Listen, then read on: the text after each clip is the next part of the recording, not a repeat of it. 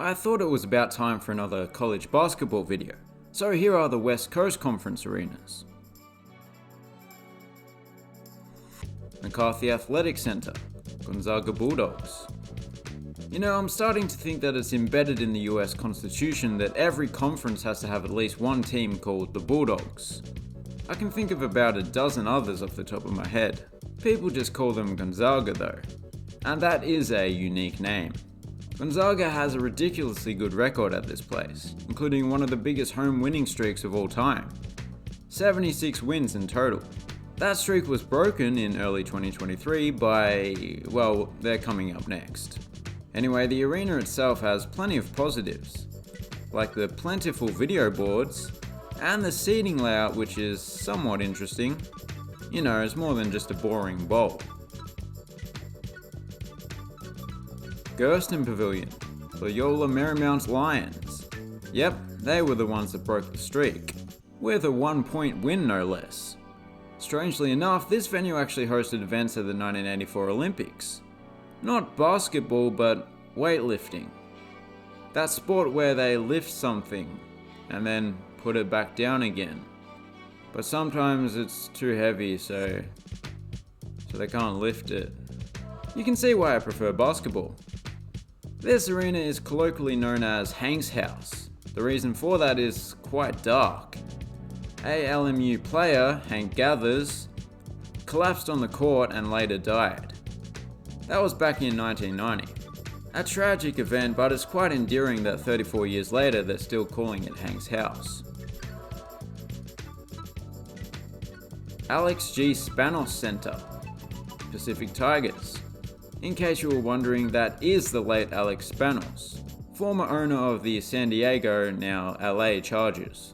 He attended the University of the Pacific back in the, early 1940s, when there was a war in the Pacific.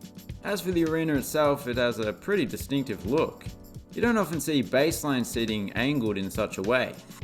And I do appreciate when the colour scheme is thoroughly implemented, as is the case here. From the seats to the walls, right up to the rafters. Oh, and best of all, rising up, back on the street, did my time, took my chances, is the eye of the tiger. My singing's getting better. Firestone Fieldhouse, Pepperdine Waves. That is a fitting name because it's in Malibu, overlooking the Pacific Ocean, where there are plenty of waves. Come to think of it, Firestone Fieldhouse has a nice ring to it as well. The arena was built when the university itself moved to Malibu from South Los Angeles. But names aren't all that important. What is the arena itself like? Well, it's pretty basic. There's no baseline seating, but there is something a little unusual: baseline windows. And those baseline windows even have baseline curtains, or drapes, I guess you'd call them in the US. Or a drape's something else entirely. I don't know, man, I just made my own out of garbage bags. They might look awful, but you can't argue with the price point. Gillette Center, Portland Pilots. It's now also home to the Portland Trailblazers G League affiliate, the uniquely named Rip City Remix.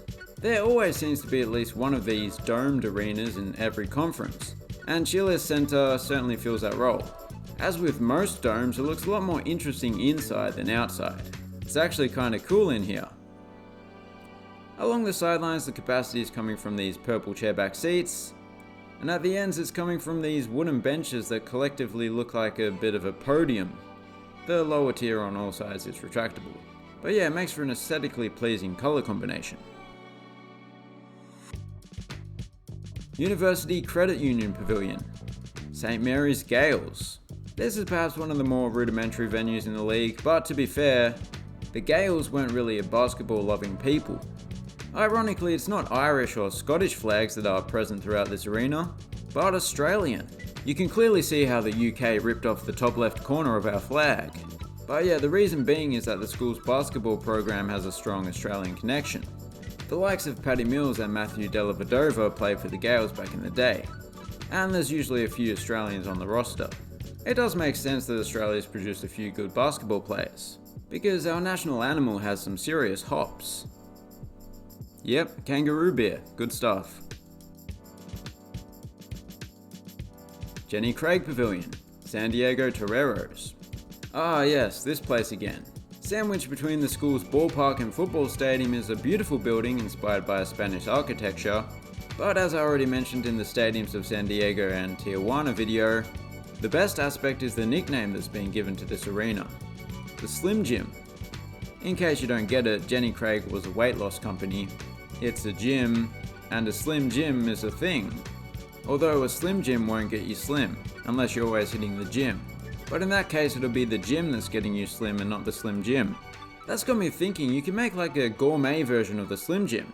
Give it a more formal name like Slender James. It'll be bigger, juicier, more succulent, and oh, that's just a sausage. The Sobrado Center, or specifically the War Memorial Gymnasium at the Sobrado Center. It's home to the San Francisco Dons.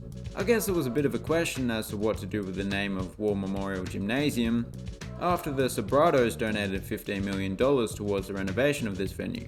Because you can't really get rid of a name like War Memorial, but they would have donated anonymously if they didn't want some sort of recognition in return. So they just sort of named it both. Anyway, what is more important is that it's the official basketball arena of the Teletubbies. Yeah, they once filmed an episode of the Teletubbies here. If I recall correctly, they were playing a half-court game when Tinky Winky posterized Lala. Things got really tense after that, and I think the green one, forget the name, ended up leaving in an ambulance. The first part of that was true at least. Levy Center, Santa Clara Broncos. This arena has changed significantly in its nearly 50 years of operation, most notably the roof. Originally it was made from vinyl and was actually held up by fans. Not the spectators, I mean literal fans. It was an air-supported roof. But those roofs don't tend to have a very long lifespan. And by the turn of the millennium, it has started to show some serious signs of damage. So during a renovation they replaced it with a current roof, which is made from steel and is supported by concrete. How conventional. This roof is nearly as old as the vinyl roof was when it was removed, but it's still going strong.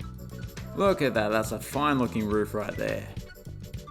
Hanging from the roof is a rather old video scoreboard. So there you have it. As for my favourite, well, it's a toss up between 2 or 3. But I've got to go for the Spanos, due to its distinctive interior that goes hard in the paint, particularly the orange paint. Please consider subscribing if you're new, and as always, thanks for watching, have a good one.